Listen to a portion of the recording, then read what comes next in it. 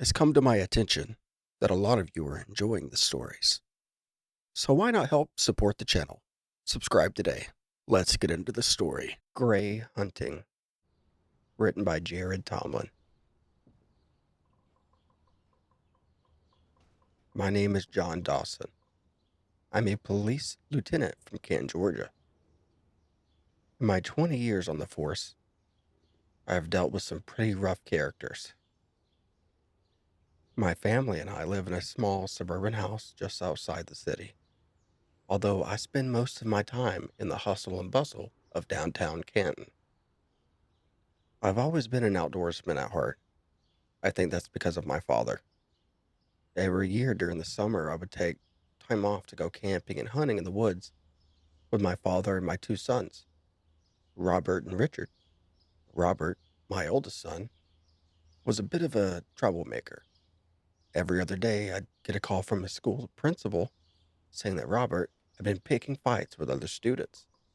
In spite of his violent tendencies, Robert loved to go hunting with me and my father. I taught him from a young age how to handle a rifle, and after only a few months of practice, he was as deadly as a Marine sniper. See, Richard, on the other hand, was the polar opposite. Don't get me wrong, Richard was a good kid and always got the best grades at school, but when it came to the outdoors, Richard was never too keen on camping. He mostly liked to read sci-fi comics and stay up watching B-movies on the weekends. He especially didn't like the idea of killing other animals for food or sport. Despite this, I would still bring him along with his brother, while Robert and I would go off into the woods to hunt deer. Richard would sit around the campsite, listening to his grandpa lecture on about fighting in the Korean War. Richard always seemed to like Dad's war stories, even when he went into the occasional gruesome detail about blowing a North Korean's head off with his rifle. Now, unfortunately, Dad had passed away about 4 years ago, ending our little yearly hunting trips. At the end of July, I decided to surprise my boys by doing something very special before they had to go back to school. I had rented a weekend up at the campground in Blue Ridge. We were going to have our first hunting trip in years. I fixed up the old family RV for the trip. The RV was spacious, with a long walkway that ran down the full length of the motorhome. Behind the driver's seat was a small kitchen area with a sink, stove, oven, and a refrigerator. A decent-sized dining booth sat opposite of the walkway, just behind the passenger seat. On the other end of the side door was a small lounge area with a large window that allowed sunlight to pour through. Towards the rear of the motorhome was a small bedroom with a long pull-out bed and a bunk bed across from it, with a moderately sized bathroom nearby. Robert was elated to hear the news. Richard was less than enthusiastic about going hunting. Then I remembered there was going to be a meteor shower that weekend. Knowing Richard's love of space and sci-fi movies, and the fact that we would have a great view of the shower from the campsite, I told Richard about the meteor shower. Immediately, his face lit up like a Christmas tree. The weekend soon arrived, and we got up early Friday morning to finish packing. While Robert and Richard loaded up the camping gear, I prepared the guns for our hunting trip. See, I decided to bring my .308 Winchester rifle and my father's old single-barrel shotgun along, with roughly around 15 rounds of ammunition for each. We weren't planning on hunting too many deer that weekend, and since Robert and Richard hadn't practiced shooting in a while, I felt it'd be best to go sparingly and save on ammunition. I also brought my Smith & Wesson Model 19 revolver as a backup along with an extra clip of ammunition. We got on the road at 8 in the morning and got to Union County within a couple hours. Union County was a large, unincorporated community close to Blue Ridge. Aside from a few shops and gas stations, there was nothing but forest and farmland as far as I could see. We stopped for gas around 10:15, and while I was pumping gas, I noticed a crusty-looking old man. He was in ragged clothing standing next to the gas station store. He was ranting on about strange things, kind of like beings arriving from space using the meteor shower as a front for their arrival. Richard, of course, seemed pretty unnerved by the old man, so I quickly finished fueling up and got us back on the road. In hindsight, I probably should have listened. We got to our campsite around noon. We unpacked our supplies, loaded our guns, and began our trek deeper into the woods. I gave Robert the rifle while Richard held on to the shotgun. Both of my sons understood basic firearm safety. So, under my supervision, I had little to worry about any accidental fire. As we reached a small clearing, we spotted a 3-point buck in the distance. Robert aimed down the scope at his target, making sure to account for the wind. With an exhale, Robert slowly squeezed off a round. The round hit the deer in one of its front legs.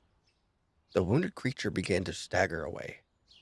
Fearing he'd miss his chance, Robert quickly racked the bolt to chamber a new round and fired it into the deer's head, finally dropping it. With the noise of the gunshots driving the other animals deeper into the forest, we decided to haul back our prize to the campsite. I told my two sons that this deer would be our dinner for the day and that Robert would need to clean it since it was his kill. I pulled out my hunting knife and showed Robert how to skin and gut the carcass. With little time, Robert soon filleted that carcass like a professional butcher. Richard was understandably troubled by the sickening sight of his blood-stained brothers butchering the deer. He turned away with a pale, anguished look at his face. Later that afternoon, I cooked us up some venison burgers on the stove in the RV. We lounged in front of the RV and ate our dinners as the sun slowly set in the sky. Surprisingly, Richard enjoyed the burgers, and with the golden sky giving way to the star-spangled blackness of the night, he was in awe of the beauty in front of him. For the first time, it seemed like he really enjoyed coming with us on this trip. As the sky grew darker, we could finally see the meteor shower. We were all taken back by the glistening balls of blue-tinted light raining down from the heavens above.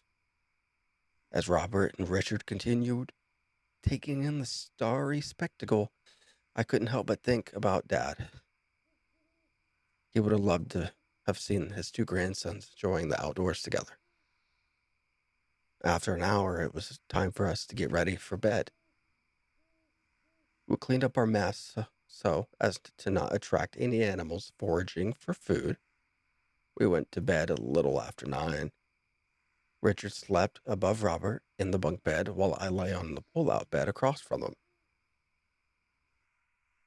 As I felt myself nearly falling asleep, I was jolted awake by a small explosion in the distance. Normally, with the sounds of nature, I wouldn't have noticed such a sound so far away. But as I sat up, I realized the forest was eerily silent around our motorhome. There were no crickets chirping in the grass. There were no owls hooting in the trees above us. Richard and Robert were still asleep in their beds. The fatigue of the long drive meant that hardly anything could pull them from their slumber. I quickly crept out of the bed to the side door.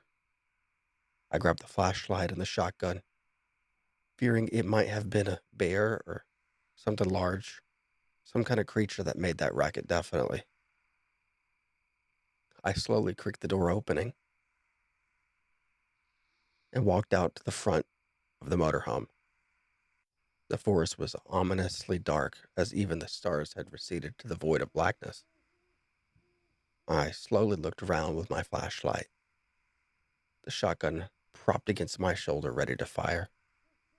After about a minute of silence, I breathed a sigh of relief and turned to head back inside when I heard something unusual. A strange series of erratic clicking noises. It sounded otherworldly, like no animal I had heard before. As I turned toward the source, I realized the noise was coming from the back of the RV. I slowly crept along the wall of the motorhome and peeked around the corner. What I saw made my blood run ice cold. I tried to scream, but was too paralyzed in fear to utter a sound. Standing in front of the small bedroom window was a tall, thin creature. Its long, lanky arms hung so low that its knuckles nearly touched the ground. Its skin was a pale gray color, like charcoal after it's burned all the way down. It had a large, elongated head, seemingly too big for its scrawny neck to support it. It lacked any lips, as its yellow teeth locked in a permanent grit. Its most noticeable feature was its large, pupilless eyes, even blacker the darkness pervading in the forest. It leaned up and stared through the window with an unrelenting gaze. As I could feel my palms becoming clammy with sweat, my flashlight slipped out of my hands. It hit the ground with a thud. The creature suddenly turned and was soon staring at me with the same unrelenting gaze as before. I stood frozen as the creature paused to stare at me. Then it began to lumber towards me with its lanky legs. Immediately, I regained control of my nerves and fired the shotgun right at the creature, knocking him back against the ground. My ears were ringing from the gunshots as Robert and Richard ran out of the RV to find me standing over the fallen creature. Green blood oozed from the pellet holes in his abdomen. As we contemplated what kind of creature this was, we heard rustling from the bushes near our RV, followed by more erratic clicking sounds, now merging together into a symphony of clicks and grunts. Immediately, we ran back inside our motorhome and locked the door. I unplugged the refrigerator and pushed it against the door. As we looked through the large window, we could see over a dozen of those things lumbering closer to our motorhome. Robert and Richard ducked behind the dining table as Robert grabbed the rifle and fired through the window. I leapt to the driver's seat to get the engine started when I heard a new sound, the sound of feet against something metallic. I soon realized that something was on top of the roof of the RV, drawing near to the large dormer window on top. As the window slid open, Richard grabbed the shotgun and fired up at the roof. I looked at the window next to my seat just in time to see one of the creatures falling off the roof with a loud thud. Richard had never shot anything before, but somehow, in the heat of the moment, his survival instincts kicked in as he joined Robert in holding off the besieging creatures as they continued advancing toward our motorhome. I continued to try and start the engine, but to my horror, the starter motor began to click rapidly, indicating that the battery was dead. There was no way to jumpstart the motor with those creatures still outside. As we grew lower on ammunition, the creatures swarmed from all sides and began to beat on the walls of the windows furiously. It seemed that we were done for. Suddenly, I was blinded by a bright light pouring in from the windshield through the darkness. I soon realized it was an old pickup truck. The driver door swung open as a Molotov cocktail soared through the air and landed in front of our side door, causing the creatures to recoil and shriek in fear in the roaring flames. Soon after, a familiar and crusty-looking face emerged from the truck. It was the old man from the gas station we saw earlier that day. Immediately, the old man popped the hood of his truck and grabbed a pair of jumper cables from the back. "Quickly," he shouted, "before the flames die down. It's the only thing they seem to fear." Immediately, I popped the hood of the RV and watched the man frantically attach the jumper cables to the batteries of both vehicles. Suddenly, I saw one of the creatures sneaking up behind the old man. I immediately drew my revolver and fired, downing the creature before it had a chance to strike. The man gave me a nod of gratitude before hopping back into his truck and revving his engine. I tried the key again and finally managed to start the engine on the RV. Just then, the flames from the Molotov cocktail died down as more of those creatures emerged. Scowling with anger, the man climbed to the bed of his pickup and began firing at the creatures with an old lever-action rifle. We continued firing to stave off the horde, but soon ran out of ammunition. The man then motioned us to go on and leave him. I hesitated for a moment, not wanting to leave him behind, but with the creatures breaking through the windows, I reluctantly maneuvered past his truck and drove off, not caring that the jumper cables were still attached to our battery. Richard looked back one last time through the bedroom window as the man was tackled by the horrendous horde. I don't think I took my foot off the gas until we were back near our neighborhood. We got back home around midnight. Apart from our battered and dented RV, all of us survived uninjured. I doubt any of us slept the rest of the night. The following Monday, I returned to work at the station. Shortly afterwards, the captain handed me a missing persons report for Union County. When I read the file, I couldn't believe my eyes. The report was for the old man that saved our lives. I, of course, didn't tell the captain, or anyone for that matter, about what happened that weekend. No one would believe what we saw. Heck, I'm not even sure I believe it. Over the next week, I oversaw the investigation to try and find the man. As we combed every inch of the forest, we could find no trace of the man or his pickup truck. Only a trail of tire tracks in the dirt was found. Soon after, a convoy of unmarked black sedans drove onto the scene. A group of shady men dressed in black suits and brandishing badges with the seal of Justice Department emerged from their vehicles and announced that they would take over the investigation. It seems strange considering that the captain never told us that the FBI was taking charge or that no other branch of law enforcement was notified of the investigation, not even the state patrol, but we all went along with it. I don't think the rest of my men even knew the true nature of what happened or how deep the iceberg was. Before leaving, I managed to find something at the edge of the forest's clearing. It was a dented lever action rifle, stained with green blood. I decided to keep it as a memento. I'm not sure what drove me to keep a piece of evidence from the rest of the investigators. Maybe I thought it wouldn't have made much of a difference in aiding the investigation. Or perhaps I wanted to keep it to remember the unnamed man who gave his life to save my family. I still don't know what those things were, or why they attacked us. I can only guess that they were in fact invaders from space. When I heard that initial explosion that night, it must have been one of the meteorites that they had traveled on. The old man must have been trying to warn us back at the gas station through his seemingly insane rantings. I guess you really can't judge a book by its cover. I don't know what made him come to our aid, but I am glad he did. We wouldn't be alive right now if it wasn't for him. I just hope no one else would come face to face with such horrid beings.